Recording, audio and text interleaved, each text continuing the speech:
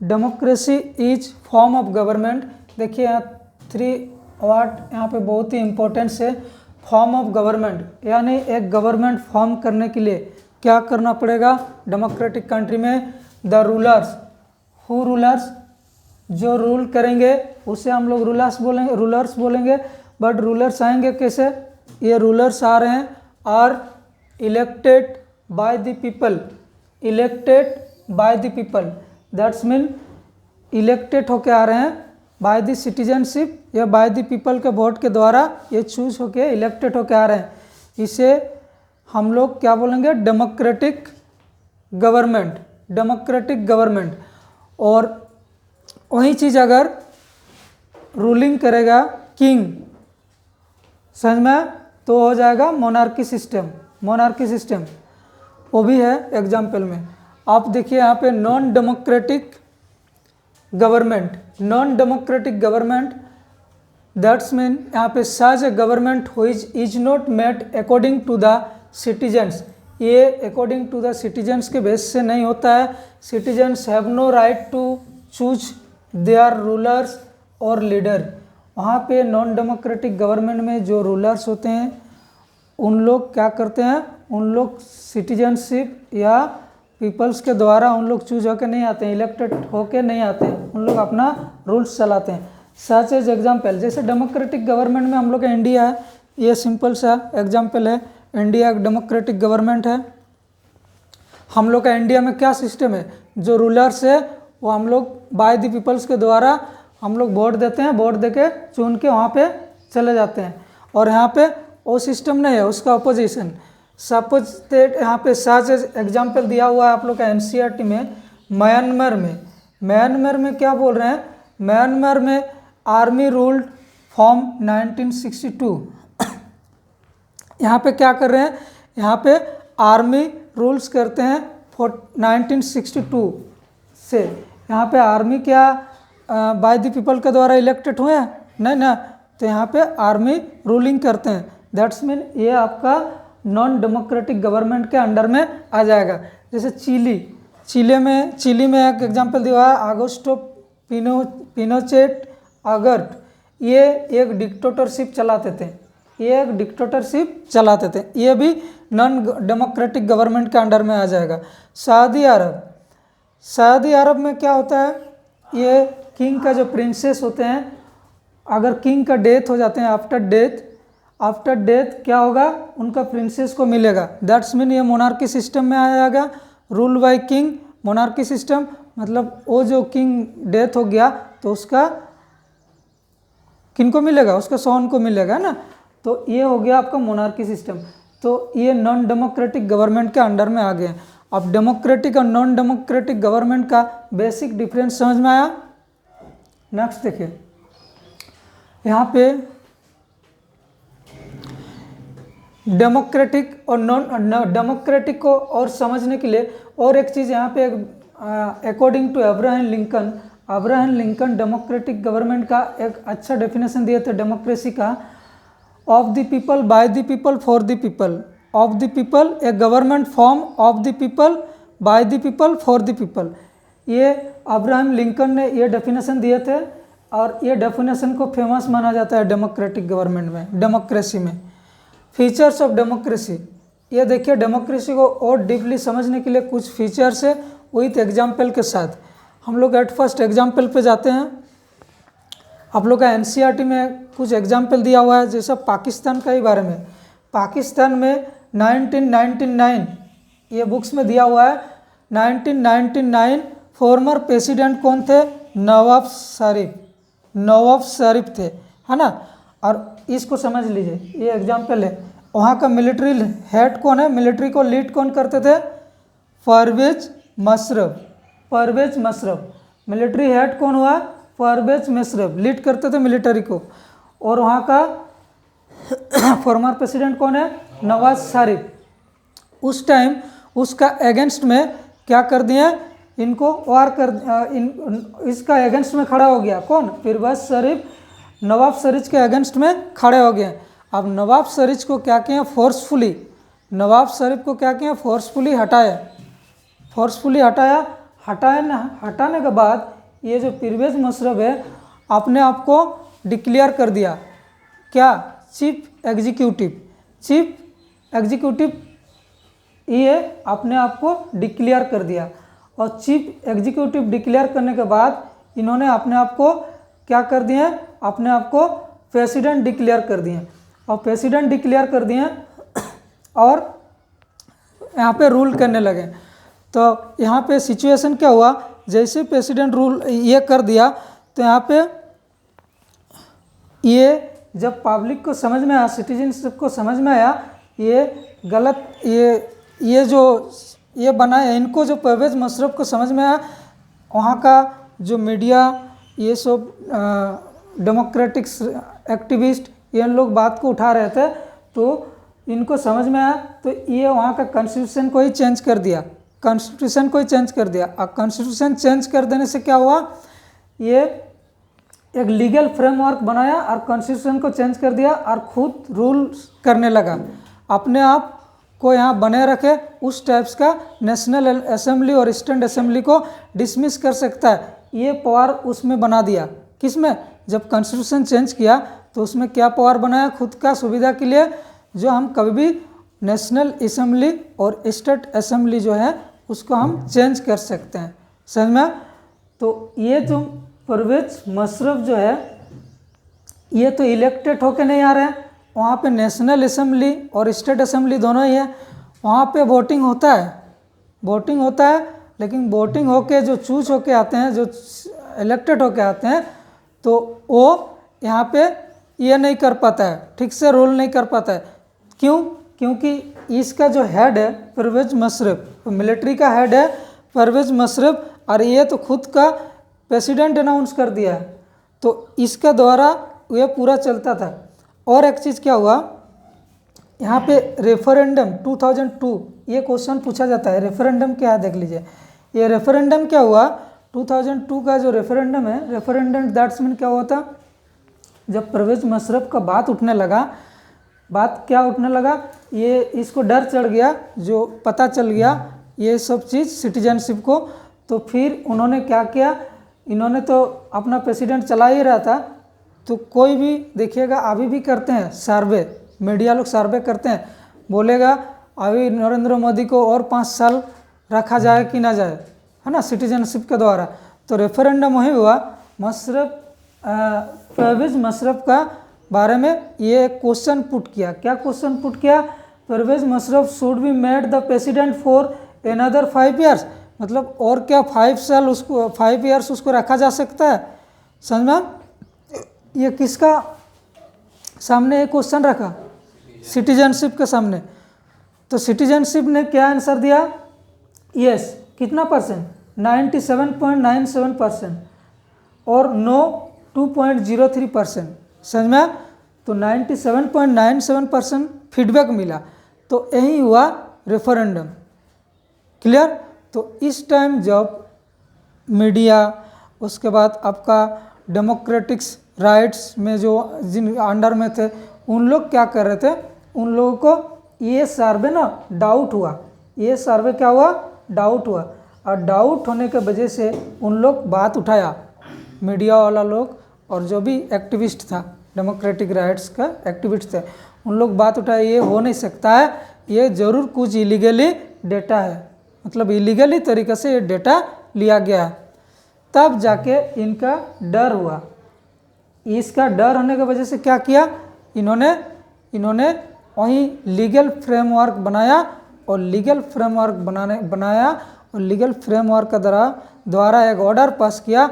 वो ऑर्डर में क्या लिखा गया, ये चीज़ समझ लीजिए, वो ऑर्डर में क्या लिखा गया, जो नेशनल असेंबली और स्टेट असेंबली है, ये अपना मन मर्जी में कभी भी चेंजिंग ला सकता है, समझ में। अगर इसका मुसीबत खड़ा हो जाएगा तो ये अपना सुविधा के लिए उसको कभी भी चेंज कर सकता है। किसके द्वारा, लीगल फ्रेमवर्क एक बनाया, तो उसमें क्या किया, कॉन्स्टिट्यूशनल को चेंज किया। इसका कहानी समझ में। आप देखो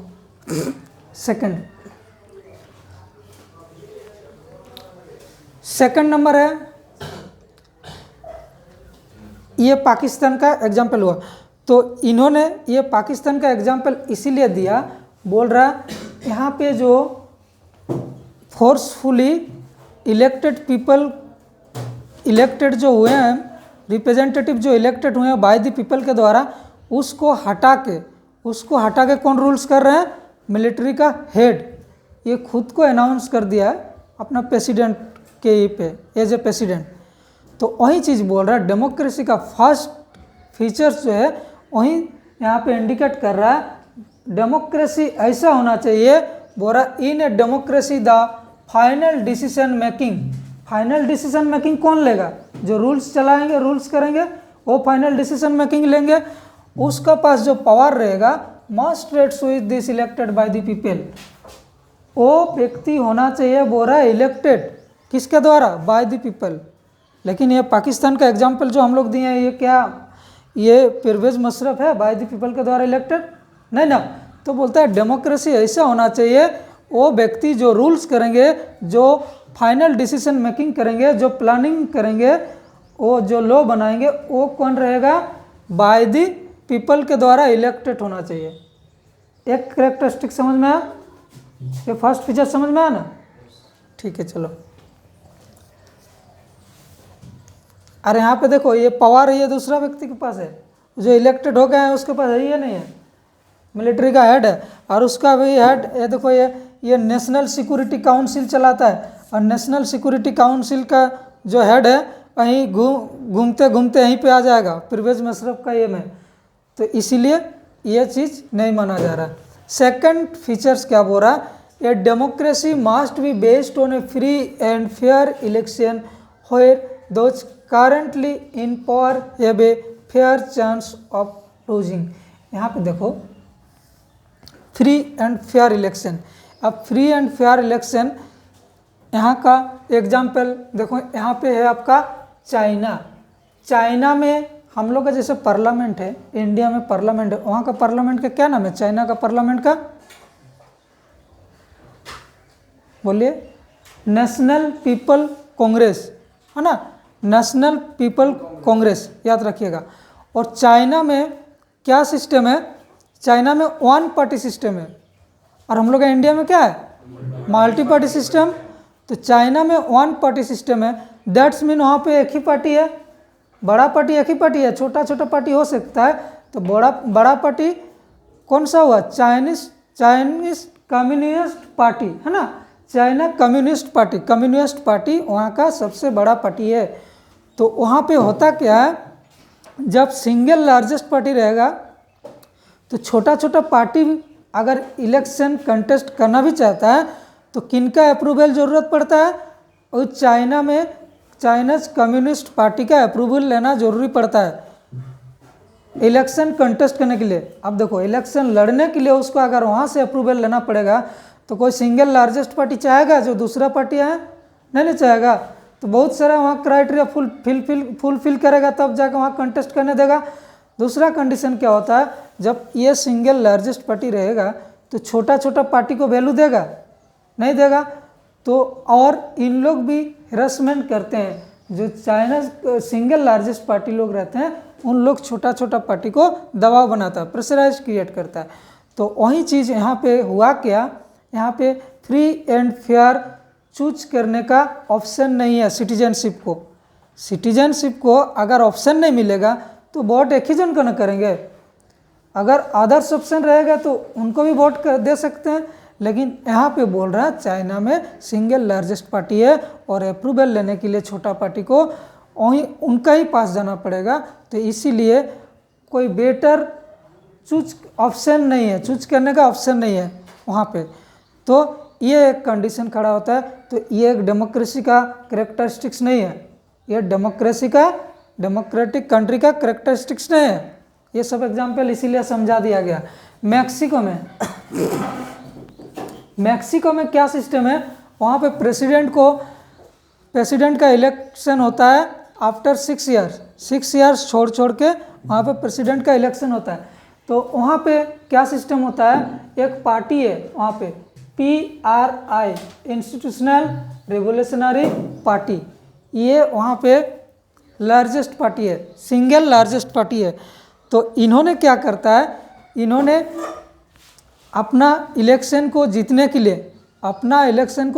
लिए डार्टी पॉलिटिक्स यहाँ पे रोल प्ले करता है। डार्टी पॉलिटिक्स के अंडर में क्या क्या आएगा, डार्टी पॉलिटिक्स के अंदर में आएगा वहाँ का जो छोटा छोटा पार्टी है, छोटा छोटा पार्टी को डिफरेंट स्टेप्स का दबाव डालता है और डिफरेंट स्टेप्स का वहाँ पे उन लोगों का हैरेसमेंट करते हैं।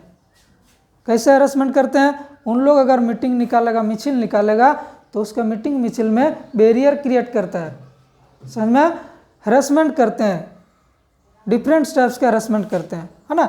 दूसरा सिस्टम क्या हुआ, ये बड़ा पार्टी है, PRI बड़ा पार्टी है, तो ये अपना मार्शल पावर दिखाता है, मनी पावर दिखाता है। मनी पावर कैसे दिखाता है, अभी भी वोट बेचता है ना, वोट पैसा देके लेते हैं, तो ये पावर वहाँ पे बहुत ज़्यादा चलता था PRI पार्टी का। अपना इलेक्शन जीतने के लिए पैसा, मनी और पैसा बहुत ज़्यादा खर्चा करते हैं, मार्शल पावर दिखाते थे।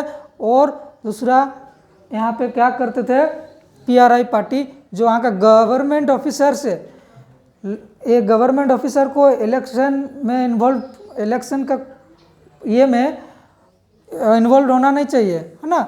ये इन्वॉल्व, भले वो चीफ इलेक्शन कमीशन जब उसको अपॉइंट करेगा वो अलग बात है, लेकिन किसी पार्टी का होके काम करना ये नहीं है, ये नहीं, यहाँ नहीं चलेगा। ये सब डेमोक्रेटिक कंट्री में जो है ये सब नहीं चलेगा। तो वहाँ पे उन लोगों को प्रेशराइज्ड क्रिएट किया जाता था। कैसे प्रेशराइज्ड क्रिएट किया जाता था, गवर्नमेंट ऑफिसर को बोला जाता था जो हम लोग का पार्टी का फेवर में काम कीजिए।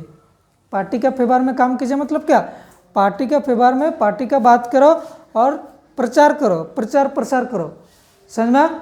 मीडिया वाला लोग को भी बोल देता था, हम लोग का अगर बात को नहीं फैलाएगा, हम लोग का फेवर में अगर बात नहीं कीजिएगा तो क्या होगा, आपको हैरेसमेंट किया जाएगा, दबाव बना के रख देता था। दूसरा क्या हुआ, वहाँ का टीचर्स, जो भी स्कूल का टीचर्स होते हैं, उन लोगों को पार्टी में, उन लोगों का मीटिंग में शामिल होने बोला जाता था। और उन लोगों का मीटिंग में शामिल होकर क्या बोला जाता था, जो अपना एरिया जो भी पड़ता है वहाँ पे जाके समझाइए और हम लोगों को पार्टी का फेवर में वोट देने के लिए बोलिए, समझ में। तो ये क्या है, फ्री एंड फेयर इलेक्शन का कुछ इंडिकेट है, नो। तो वही चीज़ बोल रहा है, ये इस टाइप्स का होने से इसको डेमोक्रेटिक कंट्री के अंडर में नहीं रखा जाएगा।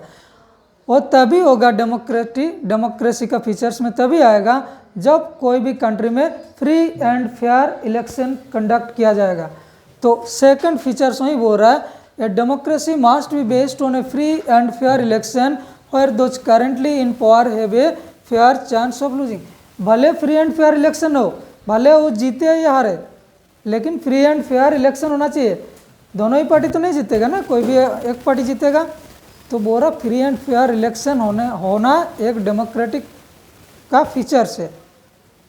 दूसरा पॉइंट समझ में। थर्ड पॉइंट देखिए, थर्ड पॉइंट में बोल रहा in a democracy each adult citizen must have one vote and each vote must have one value. ये आप लोग जानते ही हैं, है ना, 1 पर्सन 1 वोट 1 वैल्यू। समझ में, एक व्यक्ति का एक ही वोट होगा और एक ही वैल्यू होगा। आप देखो यहाँ पे आप लोग NCERT में क्या एग्जाम्पल दिया हुआ है, सऊदी अरब का एक एग्जाम्पल दिया हुआ है। बिफोर 2015 मतलब 2015 से पहले वहाँ पे वोमेंस का वोट देने का राइट्स नहीं था। अब जब वोमेंस को वोट देने का राइट्स नहीं है, दैट्स मीन कोई एक व्यक्ति को वहाँ पे, कोई एक कम्युनिटी को वोट देने नहीं दिया जा रहा, तो फिर वह डेमोक्रेटिक अंडर में नहीं आएगा, क्योंकि सभी का वोट वैल्यू इक्वल होना चाहिए ना। ऐसा नहीं है कोई रिच पीपल आया, कोई बड़ा VIP आदमी आया, उसका वोट का वैल्यू डबल रहेगा, और कोई एक पुअर या मिडिल क्लास का पीपल आया, उसका वोट का वैल्यू कम रहेगा। ऐसा डेमोक्रेटिक गवर्नमेंट में नहीं होना चाहिए, है ना, डेमोक्रेटिक गवर्नमेंट में नहीं होना चाहिए। तो सऊदी अरब का एग्जाम्पल तो समझ में आया। अब देखो नेक्स्ट और दिया हुआ है, एस्टोनिया में क्या बोल रहा है। एस्टोनिया में एक माइनॉरिटी रहते हैं, रशियन माइनॉरिटी। कौन सा माइनॉरिटी रहते हैं, रशियन। कहाँ पे, एस्टोनिया में। अब क्या होता था, difficult to get the right to vote. यहाँ पे क्या होता था, इन लोगों को मतलब डिफ़िकल्ट होता था वोट देने के लिए, अपना वोट देने के लिए, क्योंकि दूसरा ये माइनॉरिटी है तो इन लोग का बहुत सारा प्रॉब्लम क्रिएट कर दिया जाता था वोटिंग देने के लिए। नेक्स्ट एग्जाम्पल है फिजी। फिजी का एक एग्जाम्पल क्या है, इंडिजिनियस फिजी।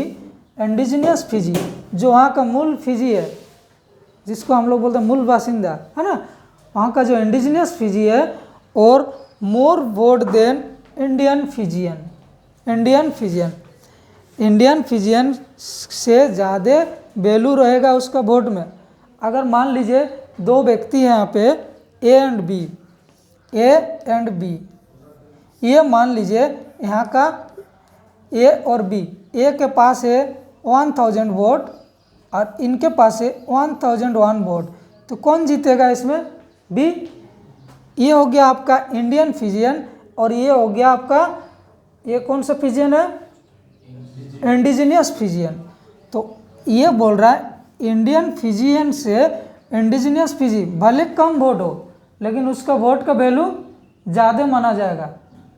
ये क्या सही बोल रहा है, करेक्ट बोल रहा है, ये करेक्ट नहीं है, सभी का इक्वल होना चाहिए। वहीं थर्ड पॉइंट में बोला गया है इन ए डेमोक्रेसी में ईच एडल्ट सिटीजनशिप को, एडल्ट सिटीजनशिप मतलब जानते ही हैं, है ना, मस्ट हैव 1 वोट होना चाहिए एंड ईच वोट में 1 वैल्यू होना चाहिए, मतलब पर वोट में 1 वैल्यू होना चाहिए, एक वैल्यू होना चाहिए। थर्ड पॉइंट समझ में आया। अब फोर्थ पॉइंट का देखिए, फोर्थ पॉइंट क्या बोल रहे हैं, a democracy government rules within limits set by constitutional law and citizens rights. यहाँ पे बोल रहा है एक डेमोक्रेसी गवर्नमेंट तभी चल सकता है, कुछ लिमिटेशन होना चाहिए, कॉन्स्टिट्यूशनल बॉडी होना चाहिए, दूसरा सिटीजनशिप का अपना राइट्स होना चाहिए, है ना। हम लोग का क्या फंडामेंटल राइट्स है ना, कॉन्स्टिट्यूशनल बॉडी है ना, कॉन्स्टिट्यूशनल बॉडी, और लिमिटेशन भी है, यानी फंडामेंटल राइट्स दिया है लेकिन उसके कुछ लिमिटेशन भी है ना। तो वही चीज़ बोल रहा है। फोर्थ का एग्जाम्पल यहाँ पे है, कहाँ पे लिखे, ई वाला है ना, ई वाला। एक आप लोग का एनसीईआरटी में एक दिया हुआ है, जानू पीएफ एक पार्टी है, ये जानू पीएफ एक पार्टी है, कहाँ पे, न्यूजीलैंड में, है ना, सॉरी जिम्बाब्वे में, जिम्बाब्वे में एक पार्टी है जानू पीएफ, जिम्बाब्वे में है। तो ये 1980 को क्या हुआ, इंडिपेंडेंट हुआ, 1980 को इंडिपेंडेंट हुआ। तो वहाँ का जो मुगेबा ये वहाँ का प्रेसिडेंट बने, वहाँ का प्रेसिडेंट बने। तो ये जैसे प्रेसिडेंट बने, प्रेसिडेंट बनते हुए ये अपना पावर दिखाने लगा। किस टाइप्स का पावर दिखाने लगा, ये अपना मन मर्जी काम करने लगा। दैट्स मीन वहाँ पे मीडिया प्रेस वाला को भी सेंसरशिप में डाल दिया जाता था। क्या बोला जाता था, अगर हमारा पार्टी का आप फेवर में अगर प्रचार प्रसार नहीं किए तब आप लोगों को हेरासमेंट किया जाएगा, प्रेशराइज्ड क्रिएट किया जाएगा। दूसरा क्या हुआ, अगर दूसरा छोटा पार्टी है, कोई अदर्स पार्टी है, उन लोगों का भी हेरासमेंट करते थे, कौन, ये प्रेसिडेंट। तीसरा क्या हुआ, वहाँ पे कॉन्स्टिट्यूशनल लॉ नहीं माना जाता है, लॉ एंड ऑर्डर नहीं माना जाता था।